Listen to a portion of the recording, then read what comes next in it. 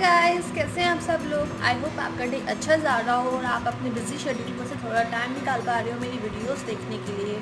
आपको कुछ भी डाउट है, कोई क्वेरी है डिजिटल मार्केटिंग से रिलेटेड या भी मेरी कोई भी वीडियो पे कोई भी क्वेरी है, प्लीज़ कमेंट कीजिए, मैं ज़रूर रिप्लाई करूँगी। और गाइस, अगर आपको पसंद आ रहा हो, अच्छा लग रहा हो तो प्लीज़ लाइक कीजिए, शेयर कीजिए एंड सब्सक्राइब कीजिए।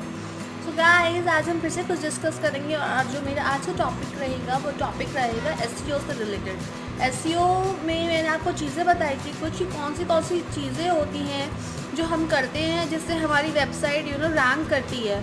तो उसी में से एक टॉपिक है, वो है हेडिंग स्टाइल्स। एचटीएमएल की कुछ हेडिंग स्टाइल्स होते हैं, बेसिकली 6 होते हैं, H1, H2, H3, H4, H5, H6। हम इसी के बारे में डिस्कस करने वाले हैं कि ये क्यों इंपॉर्टेंट होते हैं, क्यों हमें इनको यूज़ करना चाहिए अपने वेबसाइट के डिस्क्रिप्शन में, HTML कोडिंग में क्यों यूज़ करना चाहिए, क्या इनका बेनिफिट है और इनकी मदद से कैसे आपकी वेबसाइट रैंक करती है, वही हम अभी डिस्कस करने वाले हैं। सी बेसिकली हेडिंग स्टाइल्स जो होते हैं वो डिस्क्राइब करते हैं कि आपकी वेबसाइट किस बारे में है, वो सर्च इंजन को बताते हैं कि आपकी वेबसाइट किस बारे में है।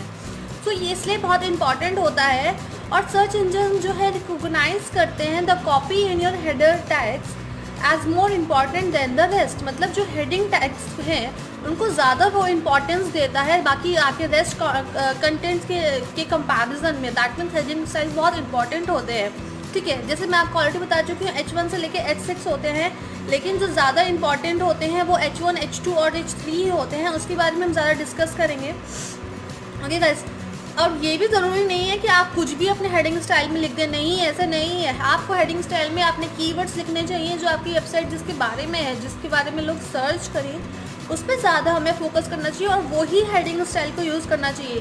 तो इसका मतलब ये नहीं है कि आप अपने हेडिंग स्टाइल में कुछ भी लिख दो। आपकी वेबसाइट किसी और चीज़ के बारे में आपने हेडिंग स्टाइल का जो आपका कीवर्ड लिखा है उस आपने सबसे ज़्यादा कंपटीशन वाला लिख दिया, तो उससे आपकी वेबसाइट रैंक नहीं करेगी। So it is important to utilize your header tags with short tail and long tail keywords. As search engine crawl your site, they will pick up on the headers and recognize the keywords you are using as important. समझे आप इस बात का मतलब कि आप जो अपने हेडिंग स्टाइल में आप लॉन्ग या शॉर्ट टेल कीवर्ड्स की तरह यूज़ कीजिए। क्यों? क्योंकि जो सर्च इंजन जो आपकी वेबसाइट को क्रॉल करेगी तो इन हेडिंग स्टाइल्स को ही ध्यान में रखते हुए आपकी वेबसाइट्स को क्रॉल करती है ऑन द बेसिस ऑफ जिसकी भी कोई भी क्वेरी होती है, जो भी कुछ सर्च करता है ऑन गूगल। तो ये बहुत इंपॉर्टेंट होता है कि हम हेडिंग स्टाइल्स में बेसिकली H1, H2, H3 पे ही फोकस करते हैं। तो इसमें हम अपना मेन और कीवर्ड लिखें, चाहे वो आप शॉर्ट टेल लिखें चाहे आप लॉन्ग टेल लिखें, बट ये ज़रूर ध्यान रखें कि वो आपकी वेबसाइट का मेन कीवर्ड हो। और ऐसा नहीं है उसको कहीं भी उठा के लिख देना, कुछ भी लिख देना, नहीं, ऐसा नहीं है। हमको बहुत ध्यान में रखकर उस कीवर्ड को लिखना है जो आपकी वेबसाइट को बेस्ट डिस्क्राइब करता है, ठीक है।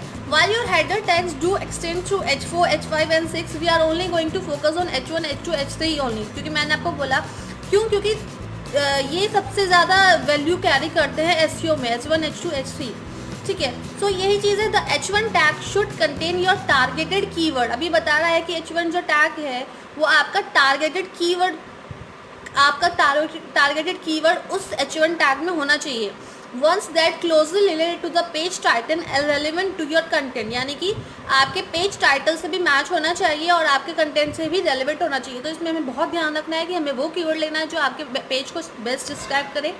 दूसरी चीज़, जो आपके पेज टाइटल से भी मैच करे, और तीसरी चीज़ जो आपके कंटेंट से भी रेलिवेंट होना चाहिए।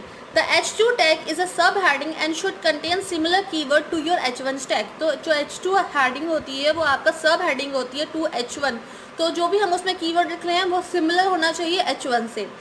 Your H3 is then a sub-heading for your H2 and so on। तो ऐसे ही H1 की सब हेडिंग H2 है, H2 की सब हेडिंग H3 है, तो वो सिमिलर होना चाहिए और so on। H3 की सब हेडिंग H4 रहेगी, H4 की सब heading H5 and H6। Okay, think of them as a hierarchy based on importance, the above being more important than the below। यानी कि ये तो आप इसको हिरारी की तरह ले सकते हैं कि H1 सबसे ज़्यादा important, then H2, H3, H4, H5, H6। So see guys, कितना इंपॉर्टेंट है।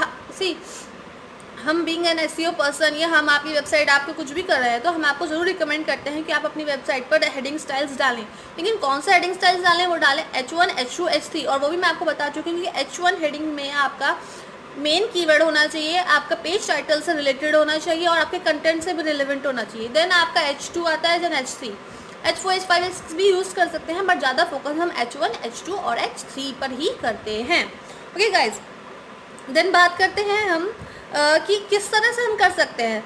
सो बेसिकली आपका जो कोडिंग होता है, HTML की कोडिंग होती है, वहाँ पर आप लिखते हैं, आपके ब्रैकेट्स ऑन करते हैं, H1 ब्रैकेट्स ऑफ, तो जो भी आपका हेडिंग 1 स्टाइल है, ऐसे हेडिंग 2, ऐसे ही हेडिंग 3, तो यही चीज़ होती है। और ये बहुत इंपॉर्टेंट होता है गाइस कि आप अपनी वेबसाइट में हेडिंग स्टाइल्स डालें। क्यों? क्योंकि जैसे कि मैं आपको ऑलरेडी बता चुकी हूँ, सी आपकी वेबसाइट, सी बहुत ज़्यादा कंपटीशन है मार्केट में। तो गूगल पे आप देख सकते हैं एक बिजनेस की कितनी सारी वेबसाइट्स होती है, और कंसिस्टेंटली गूगल के फर्स्ट पेज पर रहना बहुत ज़्यादा डिफ़िकल्ट टास्क होता है। सो आपकी वेबसाइट को इतना अच्छे से ऑप्टिमाइज़ करना चाहिए, इतने अच्छे से एसईओ होना चाहिए उसका, जो एसईओ के हर पॉइंट है उस पर इतना अच्छे से फोकस करना चाहिए जिससे कि आपकी वेबसाइट कंसिस्टेंट रहे। कभी कभी होता भी है कि आपकी वेबसाइट फर्स्ट पेज से सेकंड पेज पे चली जाती है, बट दैट डजंट मीन कि आपकी वेबसाइट पे कोई पेनल्टी लगे, नहीं। दैट मीन कि कोई नया कॉम्पिटिटर आया मार्केट में जो आगे ऊपर आपसे ऊपर आया और उसकी वेबसाइट में एसईओ है, उसका कंटेंट है, फ्रेश है, तो आपको ध्यान देना है अपनी वेबसाइट पर। और ऐसा नहीं है कि आपने एक बार ही एसईओ करके छोड़ दिया, नहीं, आपने एसईओ किया, एटलीस्ट 3-4 मंथ्स लगते ही हैं उसको क्रॉल होने में, इंडेक्स होने में। तो आपको अपनी वेबसाइट को टाइम टू टाइम देखना पड़ता है, मॉनिटर करना पड़ता है, अपने कंटेंट को अपडेट करना पड़ता है, देखना पड़ता है। बहुत सारे टूल्स होते हैं, फ्री टूल्स भी होते हैं अवेलेबल, आप वहाँ पे चेक कर सकते हैं कि आपकी वेबसाइट में कौन सी चीज़ें मिसिंग है या किस चीज़ की वजह से आपकी वेबसाइट की रैंकिंग नहीं हो रही है। सो हेडिंग स्टाइल्स एक बहुत इंपॉर्टेंट चीज़ है जो मैं भी आपसे डिस्कस करना चाहती थी कि किस तरह से हम H1, H2 और H3, होते तो 6 ही हैं, बट H1, H2 और H3 हमको इन पे ज़्यादा फोकस करना है while doing SEO of any website. So guys, I hope आपको समझ में आया जो मैं बताना चाह रही थी। कोई भी डाउट हो, कोई भी क्वेरी हो, प्लीज़ कमेंट कीजिए, एंड पसंद आया तो लाइक कीजिए, सब्सक्राइब कीजिए। बाय गाइस, सी या।